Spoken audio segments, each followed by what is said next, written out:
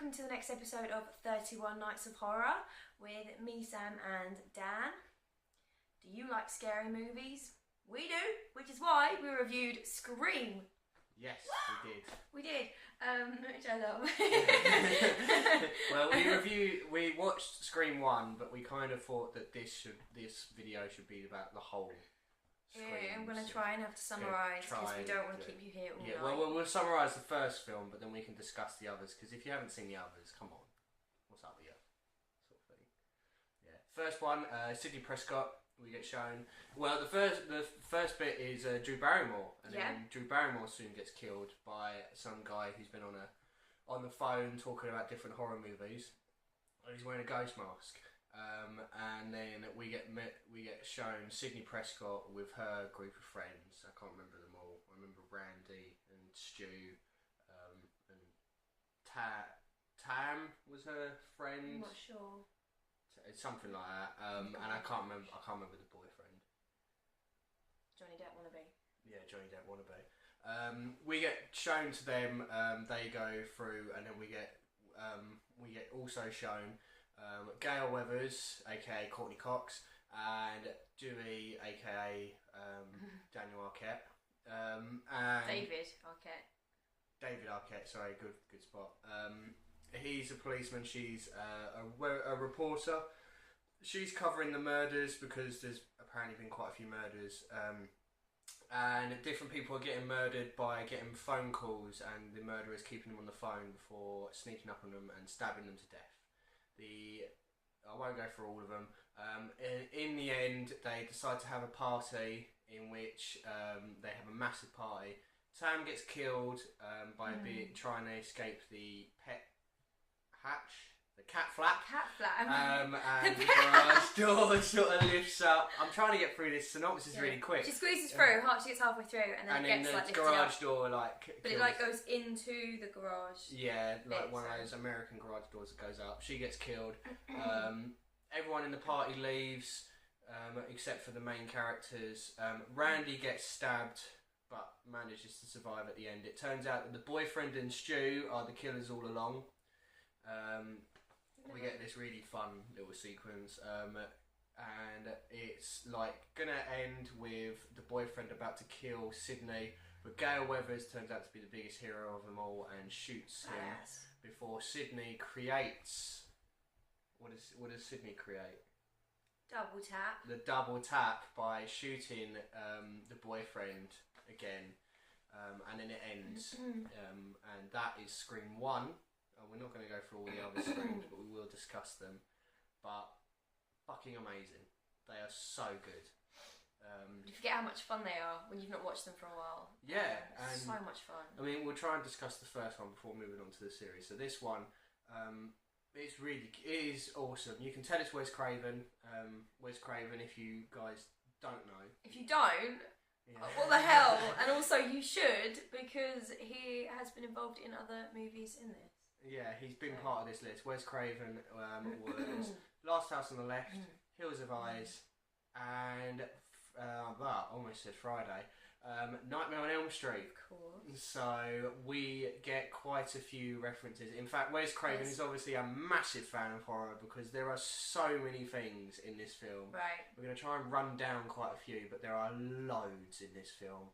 So I'll pass it over to Sam because I know she's got quite a few. There's a list, and I won't say every single time these things get mentioned, but the teenagers in this movie are basically obsessed with the idea, and they keep referring to the movie as being, obviously, it's their real life, but they talk about it being a movie, and in the references that go on. Right, okay. Halloween.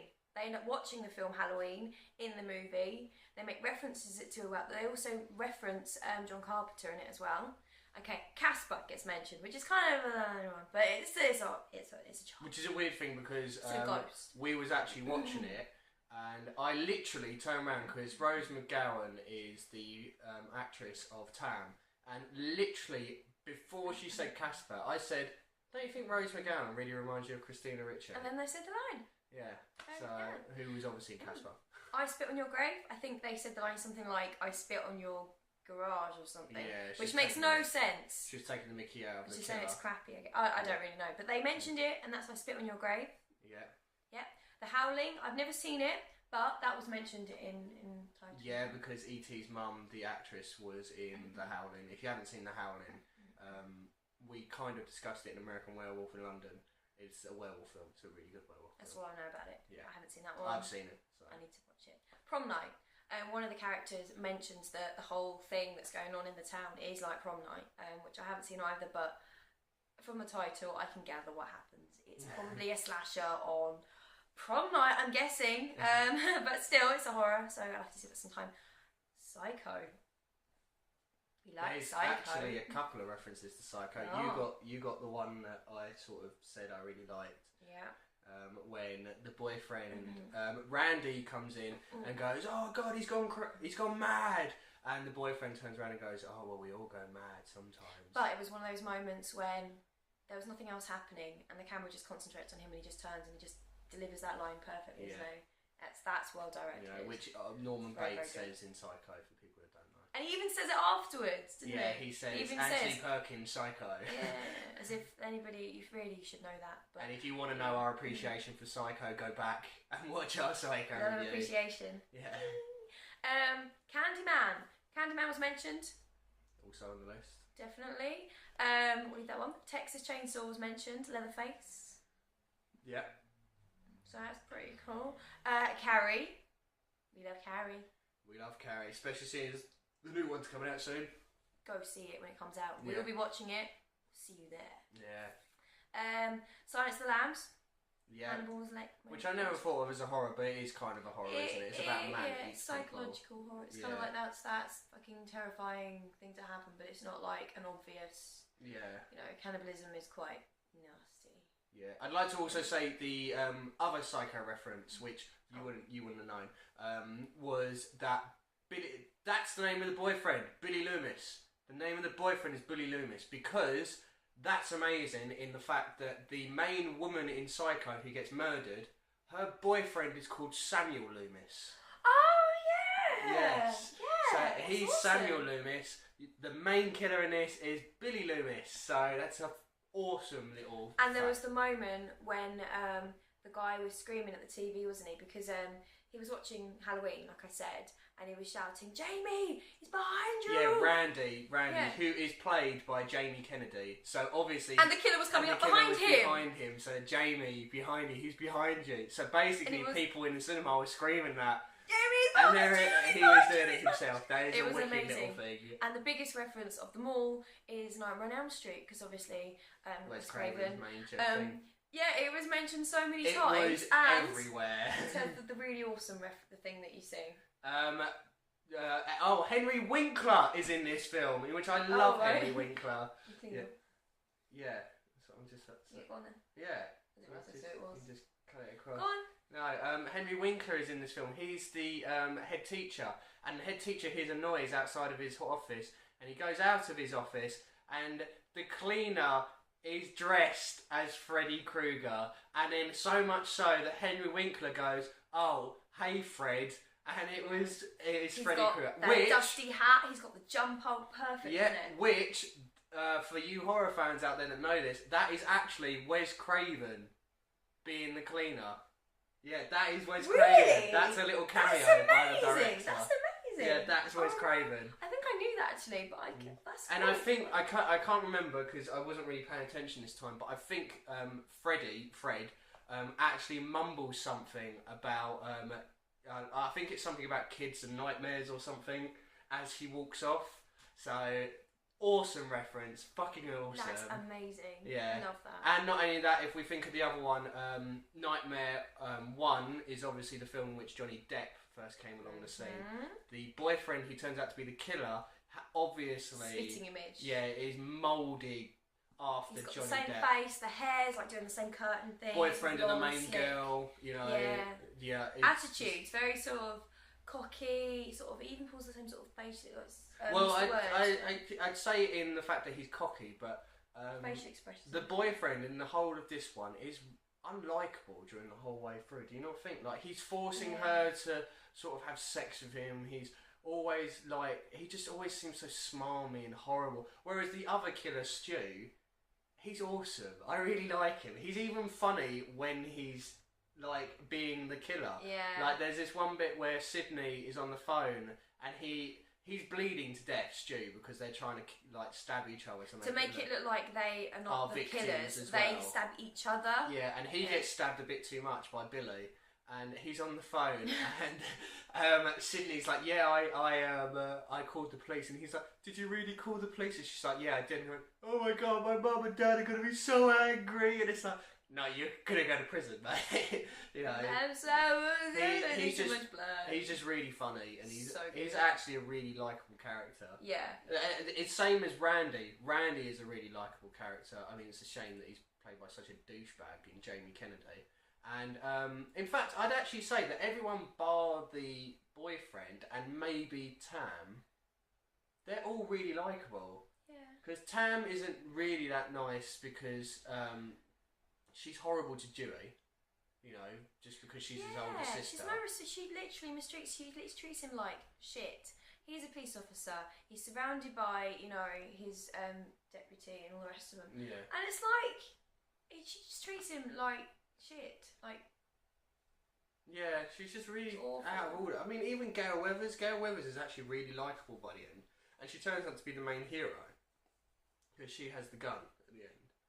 So, which is a really cool like little thing because it starts off as she's the villain basically because she wrote about Sydney's mum getting murdered and that kind of started the whole thing off a year ago. Yeah, and then this is all like, oh yeah, this happens on the anniversary of Sydney's mum dying, who got murdered the year before. Obviously, it's the anniversary. And Gail Weathers comes out of it, you know, being the hero, which is really cool. I really liked that. I do like that. I mean, there's so much to this film to like, so much.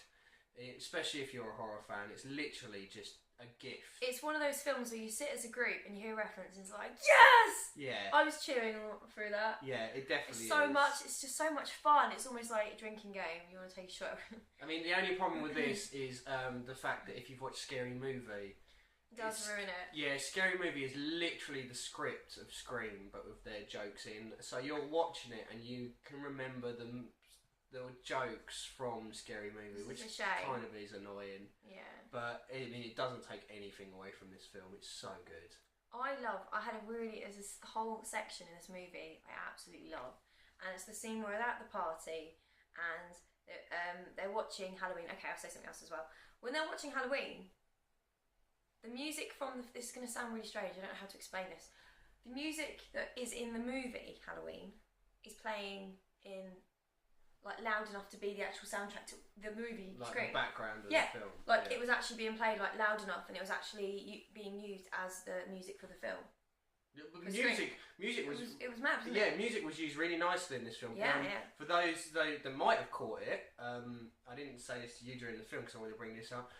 When you first meet Billy Loomis, Don't Fear the Reaper is playing in the background, and he turns out to be one of the Reapers. You know.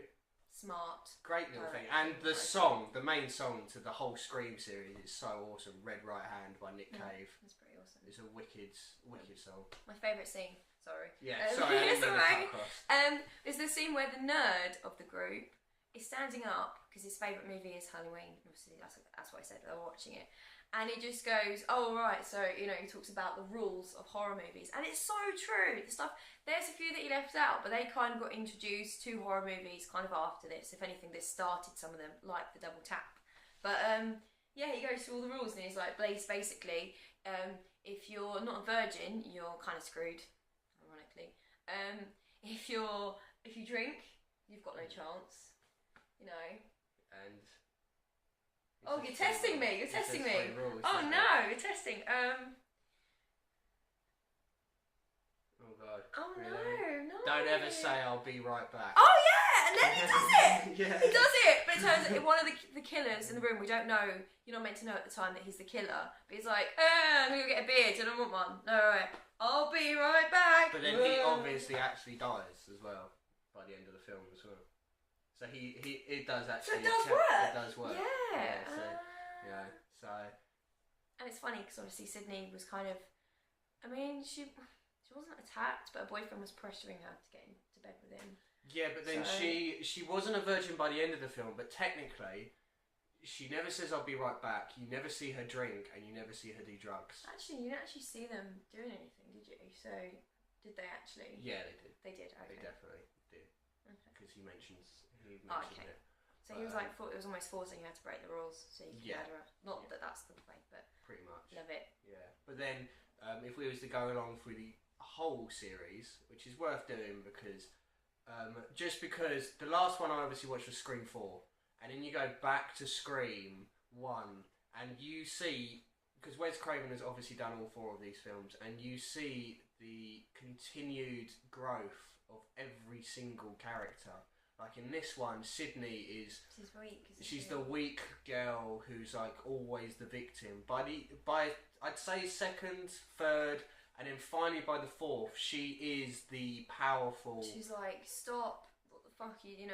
Yeah, she is the smart one. Sydney is basically us sitting in the cinema going, well, "Why are you going to do that? Why would you do that?" First movie, right? She runs up the stairs. But one of the rules is you don't run up the stairs. Well, to be fair, I would like to sort of stick up for Sydney here. She did go to use the front door, didn't she? But the chain was on. Fair enough. So, you just don't do that. You don't do that. But then by the last film, we'll see she's wisened up. And by the last film, if I remember correctly, she she went into like a bloody room, didn't she? And she's checking the closet straight away, like almost instinctly. You know, and I've done my research. And then you also go on like she's not the only character. I mean, Dewey in this one was comedy relief. He was just comic relief the whole time. He like picked up the phone saying hello when obviously there was no one on the phone and that. By the last film, he is just as smart as Sydney. He's telling all his deputies, why are you not doing this? Don't be alone, sort of thing. I mean, I'd even say, the second one, he's kind of smartening up, but I think in the second one, if I remember correctly, him and Gail have like a romance going on, and that sort of dominates those 2 characters. Yeah, well, you kind of see the beginning of it in this one, which is kind of cute. And then, like, by the third, it was kind of... I mean, they're just all so well done. Every single character grows. The only character that seems to stay in the same place is Randy, who dies in the third one. But I think that's because... No, he dies in the second one, sorry, but he makes a brief appearance in the third one. But I think that's because he's meant to be the person that sits there going, why are you doing it, from the beginning, whereas Sydney grows into that role. Yeah. And it's just... The fact that we've listed so many different horror films in this one film. Imagine how many horror films it covers in 4 films. You know, if I'm trying to remember like 2 and 3, but I remember the 4th one that it's literally them sort of tackling torture porn. You know, the saws, the hostels, and stuff like that. It brings it modern day, doesn't it? Yeah. I mean, there could have been there would have been references. I can imagine there would have been a couple in that movie that we don't even know. Yeah. I would imagine so. Yeah, definitely. I would like to say that a nice little fact that I found out, which I thought was pretty funny actually. This is the film that made Neve Campbell's career. She was close to not getting this role. You'll never guess who was close to getting this role and she turned it down. Not Sarah Michelle Gellar. No. Who? Melissa Joan Hart, aka Sabrina. No, really? Sabrina the Teenage Witch turned down this role. And another actress who was practically signed. But she's blonde. Would that have... I know it's only hair colour, but... Well, to be fair, I think Rose McGowan only changed her hair colour to sort of reflect Neve Campbell's hair. And another actress who was practically signed on but sort of ducked out at the last second was Reese Witherspoon. So... Oh no, yeah. I like her, but it wouldn't have been as good because I don't have a problem with any of the acting in this one. I mean... Oh no, every actor is fucking amazing. This created Neve Campbell's career. This practically created David Arquette's career. You know, I mean, Courtney Cox was obviously already in Friends. You know, she was and another amazing thing we haven't mentioned this. The fact that this film starts with Drew Barrymore and she dies 10 minutes into the film. She's the biggest star in the whole film, and they kill her off straight away. You know, and they do exactly the same in the second one because it's Heather Graham. Heather Graham's in the she's in the stab thing. And then if you want to go, I mean, it took her a while to get famous, but the black woman who gets killed in the cinema at the beginning of number 2, that is Will Smith's wife. I can't remember her name. Yeah, It's Will Smith's wife. And then by that point, by the third one, everyone in it was famous enough for them to not need a star at the beginning. If you're famous and you like horror movies, you'd be crawling, just clamouring to get into one of those movies. Oh yeah, you know, Wes Craven, he does some crap films, but when he gets them right, they're perfect. It's kind of a shame because I think, yeah, it's not a scary film, but Scream is a serious horror movie. Like, it's so good because it's one of those fun films, and I don't like the fact that when people think of Scream, they think of it as kind of a comedy, but kind of a spoof. I don't think people take it that serious, do they? Well, it is kind of a spoof, isn't it? It is. But it's a serious horror spoof. It's not like Scary Movie, which was a spoof of a spoof. Yeah. This is like... The whole point of this film was to point at the flaws of all the horror films. A collage movie. Yeah.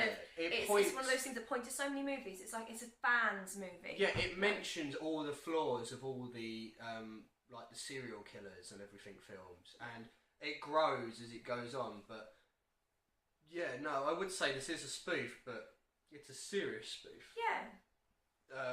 And not only that, for once, Wes Craven actually got it right in the fact that every single one of them is good. You know, I loved. There was a little moment where Rose McGowan's character Tam, she says, no, sorry, it was Drew Barrymore. Drew Barrymore, right at the beginning. They were talking about Freddy and Nightmare on Elm Street. And she goes, yeah, the first one was the only good one. All the other ones are terrible. That is because Wes Craven sold the rights to Nightmare. And if you look, Wes Craven had nothing to do with any of the other Nightmares. Yeah. He was only the first one. And he didn't like the other Nightmares. And also, it was awesome because he was like... And at first time I saw this, I wouldn't have understood the joke or the whole thing about it. But he was quizzing her, wasn't he? Yeah. And he said, who was the killer in Friday 13? Which, if you lot know your horror, it's not Jason Voorhees. She was so excited. She's like, it's Jason. Yeah, it's not Jason Voorhees. It's Jason's mum. Jason Voorhees does not make an appearance until right at the end. And in the second one, he's the killer. From then on, it's not Mrs. encouraging Voorhees. it, but if we were in that situation, which we don't never to be in, we'd probably be okay. But then I love that sort of thing about Scream, because I remember in the fourth one, the angel that is Hayden Panettiere, she gets given the proper horror quiz. Doesn't she do really? I can't remember it. I don't want to know too much, but I can't remember it. But I think she does very, very well. She practically aces it because I fell in love with her after that. After her horror knowledge, it was like, yes, I need a girl that has horror knowledge. Oh, shut up! She knows. She knows. Oh, no, it's all right. I found my horror girl, so I'm not naming her. But that made this review really awkward now. But yeah, Scream, fucking amazing. Watch every single one of them. I actually found the third one to be the creepiest. Third one, the third one's where they're making the film. They're on the film set, and I thought the second one was at the cinema, isn't it? The cinema starts the second. The cinema starts the second, but the second one's all at their college, isn't it? And then in the third one, it's about the film, and in the fourth one, it's years later. But in the third one, you had that really horrible moment where Sydney was at home. And there was a body bag sort of walking up to the window, and it was her mum, and it was so creepy, so creepy. Which, Nightmare on Elm Street, as well. And Halloween. Like Halloween where she sits up. Yeah, but I'm thinking, because it turns out to be a dream. It's Nightmare on Elm Street, isn't it? Because it's when she's dreaming about her friend. So good. Yeah, and you mentioned the fact that Stu got killed with a TV on his head. Yeah, that happens in Nightmare on Elm Street 3. Yeah. Although Freddy pulls him into the screen. But it doesn't matter. It still happens. Nightmare on Elm Street. Lots of Nightmare on Elm Street. But yeah, ratings. I mean, I don't want to give it a 10. It's just because I've already given it to two other films. So I know, it's so hard. I'm going to be harsh. I'm going to say 9 out of 10. Just because the first one's not my favourite. And like I said, I mean, it's not the film's fault at all, but I guess it would affect my rating. When you're watching Scream, all you can see is Scary Movie, which is a shame in the fact that a film that crappy can sort of affect how you feel of Scream. But yeah, I'm going to have to give it a 9 out of 10. What are you going to give it? I'm going to give it 9.5. She's that annoying cow that gives halves. Yeah. We learned that. Yeah. I love it. I love that this one. I love the series so much. I've forgotten the series because I bought the box set. I had the box set years ago, and I watched them all like over a weekend. And so I didn't fancy watching them for ages. And all I want to do is watch them all now. Yeah. I mean, what's your favourite one? The Screams. First or the last? I'd say the last one I saw. I got to see at the cinema. The last one because I was old enough. Yeah, I mean, this one came out in '96, so I was 9 when this. You mean you didn't sneak in? Not at the age of 9. I don't condone that. Don't do that.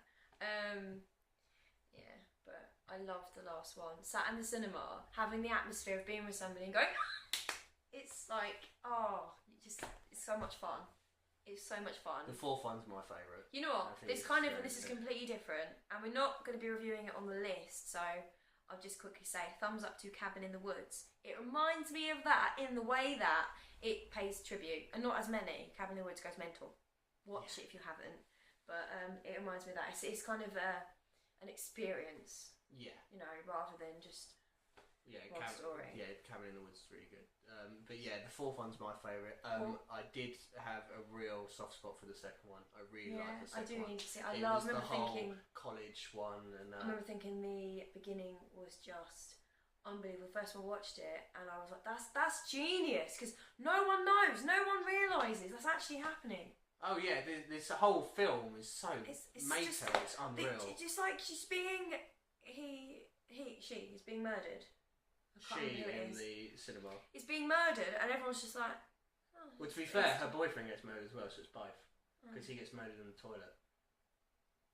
Because he's like listening to the stalls, and he gets stabbed right through the ear. Yeah, horrible. But the so meta, it's unreal. Like the fact that from the second one onwards, you have the Stab films, which are about the Scream films. Of course. You know, and they're just really clever. They're really clever films. And if you're a horror fan, you can't help but love them. They're so good. They belong on any shelf. Definitely, definitely. But that's our review of Scream, or the Scream series as a whole. The next film we're going to be doing was a request from Sam. I requested this one. It's a little bit different. A lot of people wouldn't have heard of this. But we're actually going to be reviewing Suspiria. Yes, which Suspiria. It's old. I think I want to say it's the 70s, late 70s, possibly. But we'll have to. I have seen this film. It's an early one. It's definitely I have seen this film, but I can't remember it. It's been that long since I've seen it. But you pointed out that Suspiria created. I think so. It's very. It has kind of hints of Black Swan. I think it did influence it. It must have done. It's like it's not the same. Don't think it's going to be heavy ballet, but it's about a dance school and about some weird goings on, and it's good. It's good. You know. Yeah. So you wanted. We're giving you a horror list. We're giving you a lot of differentness because differentness. I don't think that's a word. Different types of different genres. Types because the last few we've done. I mean, we did the Sickening Human Centipede. We did the Japanese Grudge. We did Zombies in 28 Days Later. We've done Haunted House and Conjuring. We've now done Scream, and now we're going straight for the psychological horror in Suspiria. So we are trying to give you the best list possible. So watch the Screams. Watch every single one of them, and you know what?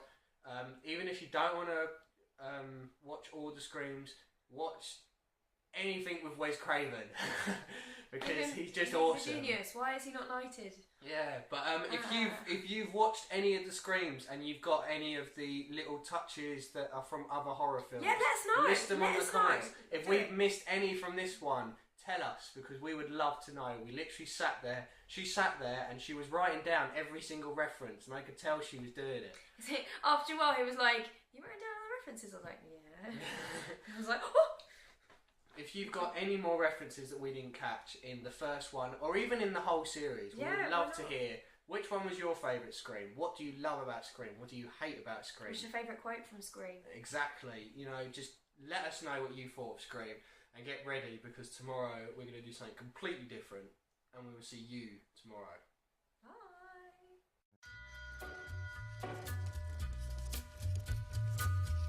Bye.